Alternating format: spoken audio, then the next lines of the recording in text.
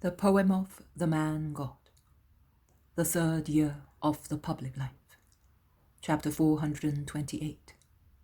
The Fallen Nest and the Scribe Johanan ben Zaccai. 16th of June, 1944. Later, 10:30 a.m. I see Jesus wearing a white tunic with his dark blue mantle thrown over his shoulder while he is walking along a woody path. It is woody because there are trees and shrubs on both sides. Narrow tracks cut through the green entanglement. But it is not a solitary place remote from any village, as they often meet other people. I would say that it is the road linking two villages close to each other, running through the fields of the villages. The country is flat, and mountains can be seen in the distance. I do not know what place it is. Jesus, who was speaking to his disciples, stops and listens, looking round. He then takes a little path in the thicket and goes towards a large group of small trees and shrubs. He bends and searches, and he finds. There is a nest in the grass. I do not know whether it was knocked down by a storm, as one would think, from the damp soil and the branches still dripping, as is usual after a storm, or whether anybody tampered with it and left it there, not to be caught with the brood in his hands. I do not know. I can only see a small nest, interwoven with hay and full of dry leaves, down of plants and wool, among which 5 little birds, only a few days old, are stirring and chirping. They are reddish, without feathers, rather ugly looking because of their wide open beaks and bulging eyes. High above, on a tree, their parents are screeching desperately. Jesus picks up the little nest carefully. He holds it in the hollow of one hand, and he looks for the spot where it was or where it can be placed safely. He finds a tangle of brambles so compact that it looks like a little basket, and so deep in the bushes to be safe. Without minding the thorns which scratch his arm, after handing the nest to Peter, and the apostle, so elderly and stout, looks funny with the little nest in his short, rough hands, Jesus rolls up his long, wide sleeves and works to make the entangled branches more concave, and thus safer. It is done. He takes the nest and places it in the bush and secures it by pulling long, cylindrical blades of grass, which look like very thin reeds. The nest is now safe. Jesus stands aside and smiles. He then gets one of the apostles, who is carrying his sack across his shoulder, to give him a piece of bread, and he crumbles some on the ground on a stone. Jesus is now happy. He turns round to go back to the main road, while the birds fly down to the rescued nest, screeching with joy. A little group of men is standing on the roadside. Jesus finds them facing him and looks at them. His smile fades away, and his face becomes very severe. I would say somber, while it was so compassionate when he was picking up the nest and so happy when he had arranged it safely. Jesus stops, and he continues to look at his unexpected witnesses. He seems to be looking at their hearts with their secret thoughts. He cannot go any further because the group have blocked the path, but he is silent. But Peter does not keep quiet. "Let the master pass," he says. "Be quiet, Nazarene," replies one of the group. "How did your master take the liberty of going into my wood and do manual labor on the Sabbath?" Jesus looks straight at him with a strange expression. It is and it is not a smile. And if it is a smile, it is not one of approval. Peter is about to reply, but Jesus asks, "Who are you?" "The landlord of this place, Johanan ben Zaccai." "A renowned scribe. For what do you reproach me?"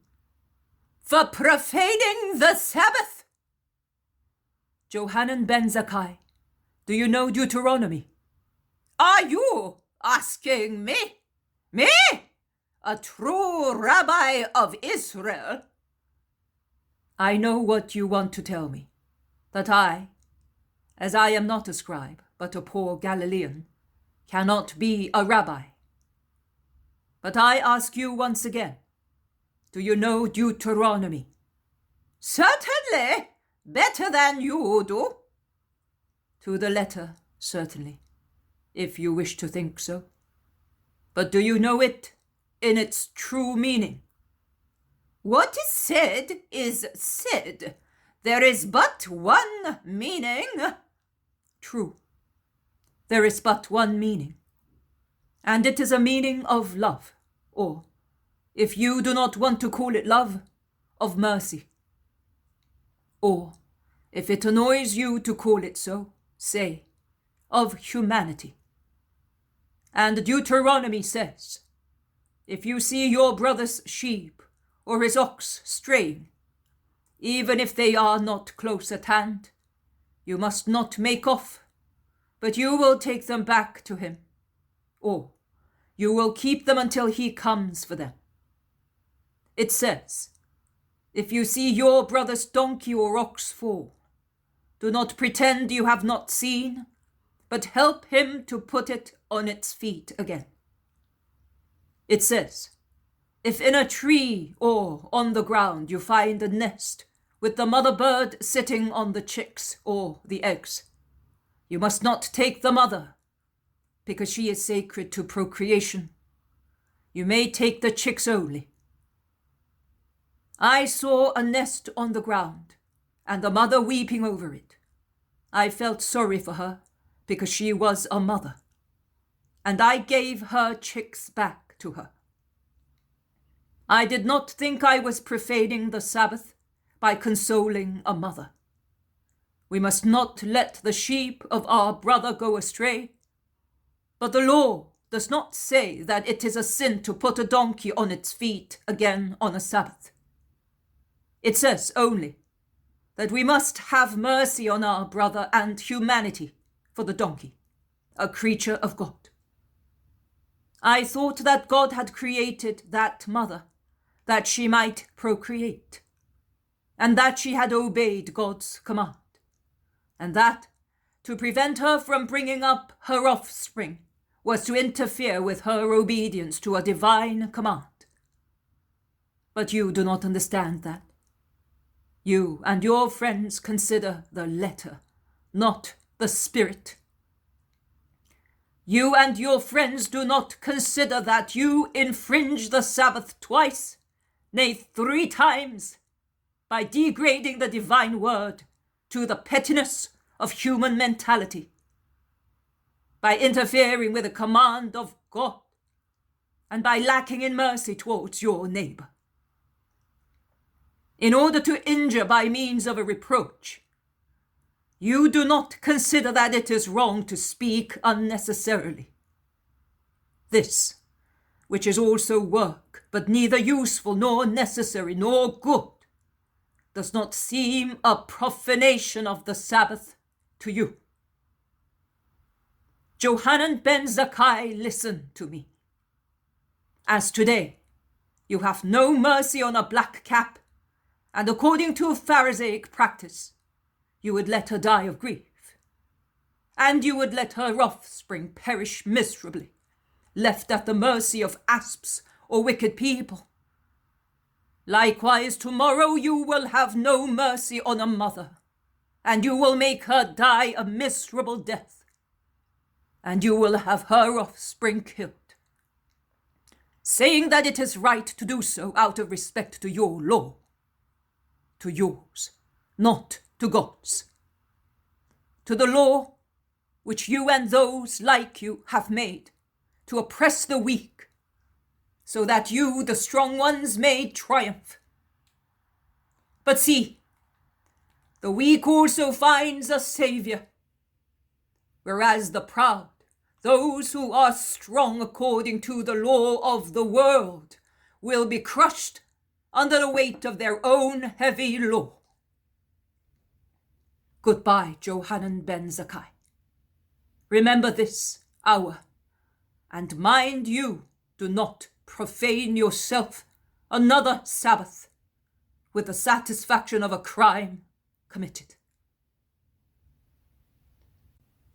And Jesus casts a fulminating glance at the irascible old man, whose face is red with anger, and looking down on him, because the scribe is short and stout, and Jesus seems a palm tree compared with him.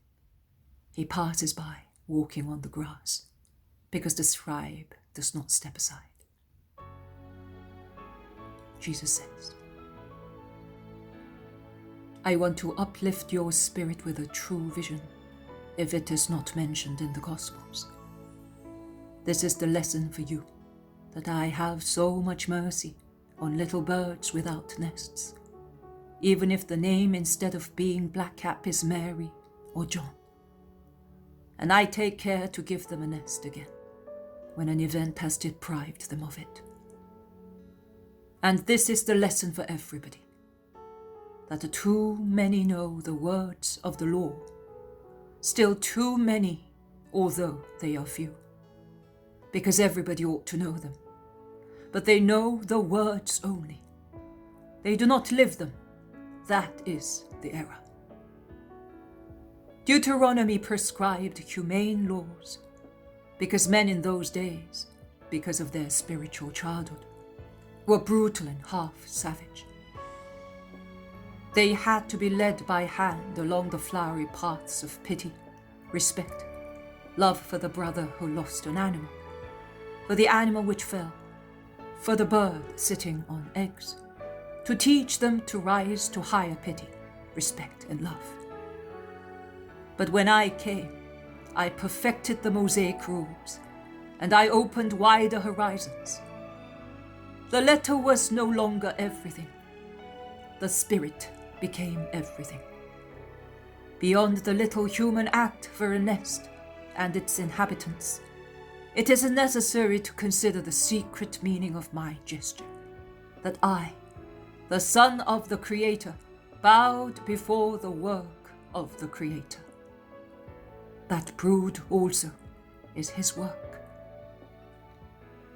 Oh, happy those who can see God in everything and serve him with spirit of reverent love. And woe to those who, like a snake, cannot raise their heads above their filth, and as they cannot sing the praises of God who reveals himself in the work of their brothers, they bite them because of the excess of poison choking them. There are too many who torture the better ones, saying, to justify their perversity, that it is right to do so, out of respect to the law. Their law, not God's. But if God cannot stop their wicked deeds, he can avenge his little ones. And let this be given to those who deserve it. May my vigilant peace be with you.